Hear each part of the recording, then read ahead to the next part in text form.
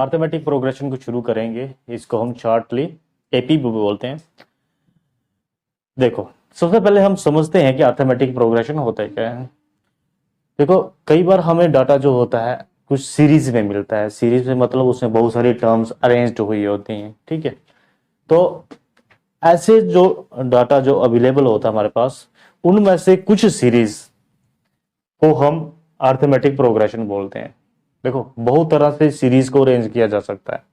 उसमें से एक टाइप की सीरीज जो है उसको अर्थमेटिक प्रोग्रेशन बोलते हैं। वो कौन सी वाली टाइप होती है?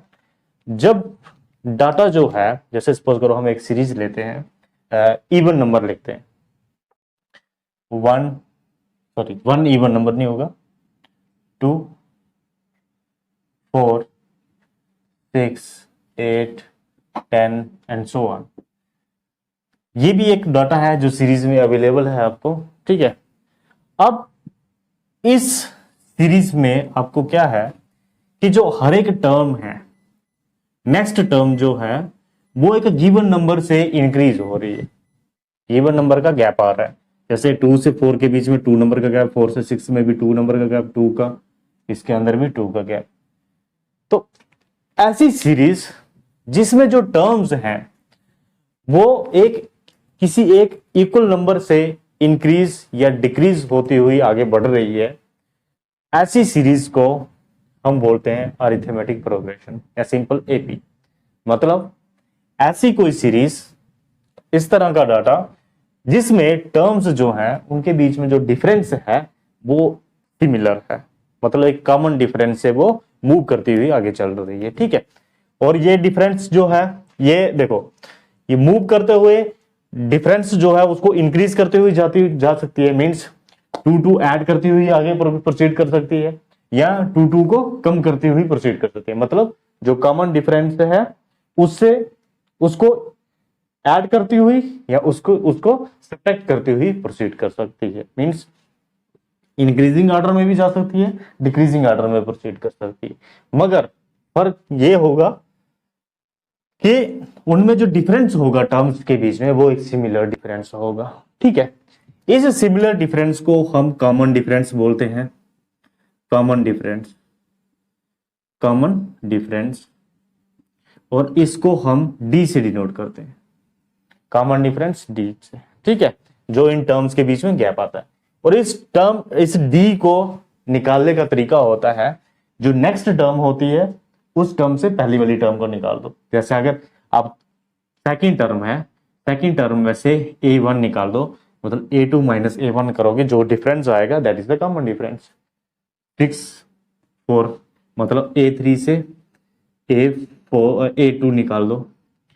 कहने का मतलब कि नेक्स्ट टर्म से प्रीसीडिंग टर्म निकालनी, ठीक है।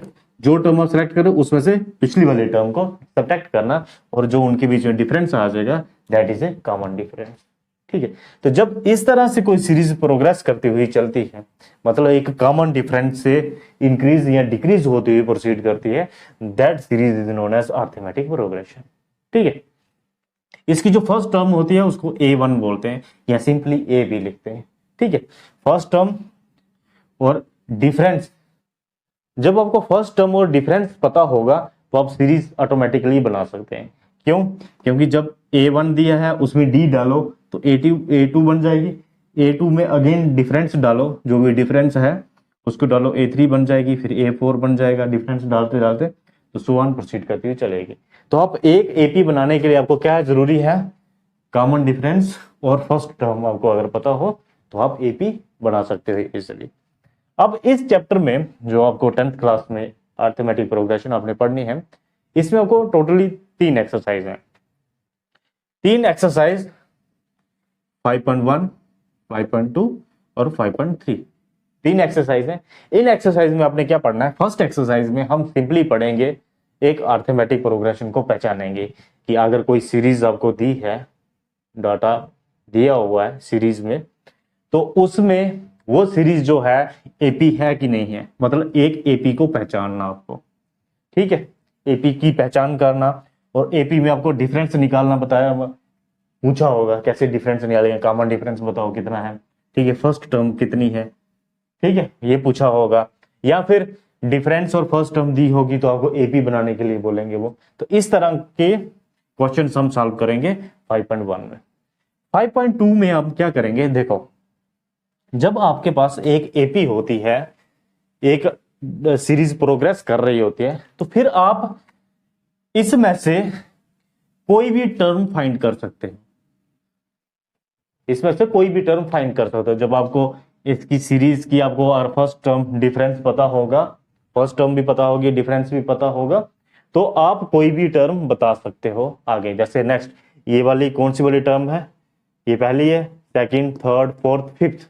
अगर मैं आपको पूछूं इसकी 20th टर्म कौन सी होगी, वो आप इजिली बता सकते हो। वो इस तरह के क्वेश्चन करेंगे हम 5.2 में। ठीक है, कि इसकी 20th टर्म कौन सी होगी, इसकी 100th टर्म कौन सी होगी। उसके लिए आपको ये पूरी सीरीज 100 तक लिखने की जरूरत नहीं है, मतलब 10 फिर 12 इस तरह से करते करते अपने 100th टर्म तक लिखने की जरूरत नहीं है। आपको सीधा डायरेक्टली पता चल सकता है कि इसकी 100th टर्म कौन सी आएगी, इसकी 50th टर्म कौन सी आएगी, 20th टर्म कौन सी, जो भी टर्म आप निकालना चाहोगे आप निकाल सकते हो। इस तरह के क्वेश्चन हम देखेंगे 5.2 में। बट टर्म बताना कि कौन सी वाली टर्म कितनी होगी, ठीक है, टर्म्स निकालना कौन से नंबर की टर्म कितनी होगी, ठीक है, तो वो निकालना, ऐसे क्वेश्चन सॉल्व करेंगे 5.2 में। और 5.3 में क्या करेंगे, देखो अगर आपको एक एपी दी हुई है, एक एपी में अगर आपको बोलेंगे, जैसे ये आपको 5 टर्म्स दिए, अगर इसकी मैं आपको 50 टर्म्स लिख दूं, 50 term up to 50th term बोलो कि ये AP up to 50th term, चलिए 50 टर्म्स है इसमें, और इस तरह से ये 5 है ना, 50 टर्म्स है इसमें टोटल, और मुझे उन टर्म्स का पूरी 50 टर्म तक का सम बताओ, इसका सम बताओ। तो आपको 50 टर्म्स लिख के सम इंडिविजुअली सम करने की जरूरत नहीं है, वो एपी से हम डायरेक्टली निकाल सकते हैं। ठीक है, अगर एपी में है वो तो उसको सम निकालना इजी हो जाता है। तो वो देखेंगे, उसके क्वेश्चंस देखेंगे हम 5.3 में। ठीक है, जैसे मैं एक छोटी एग्जांपल लेता हूं, जैसे सपोज करो हमारे पास 1 से लेके 1000 के बीच में नंबर है, 1 से लेके 1000 के बीच में नंबर हैं। मैं आपको बोलूंगा कि जितने भी इसमें नंबर हैं, 5 के मल्टीपल में कितने नंबर्स अवेलेबल हैं इसमें, 5 के मल्टीपल्स, मतलब ऐसे नंबर जो 5 के मल्टीपल में आते हैं, मतलब जैसे 5 हो गया, 10 हो गया, 15 हो गया, 20, 25, ये सारे के सारे नंबर क्या है इसमें 5 के मल्टीपल में आते हैं। अगर मैं पूछूं कि 1 से लेके 1000 के बीच में 5 के मल्टीपल के कितने नंबर हैं, तो एपी से आप ये इंफॉर्मेशन बता सकते हो।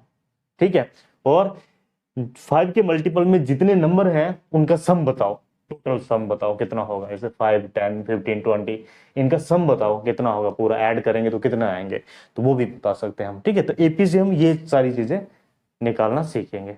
ठीक है, तो बड़ा इंटरेस्टिंग चैप्टर है ये आपको आगे कॉम्पिटिटिव एग्जाम में जब आप जाते हो तो बेसिक जो मैथ पूछते हैं उसमें भी ये बहुत इंपॉर्टेंट है चैप्टर, उसके लिए भी ये बहुत इंपॉर्टेंट चैप्टर है। ठीक है, तो देखते हैं इसको 1 बाय 1 एक्सरसाइज में। ठीक है, चलो।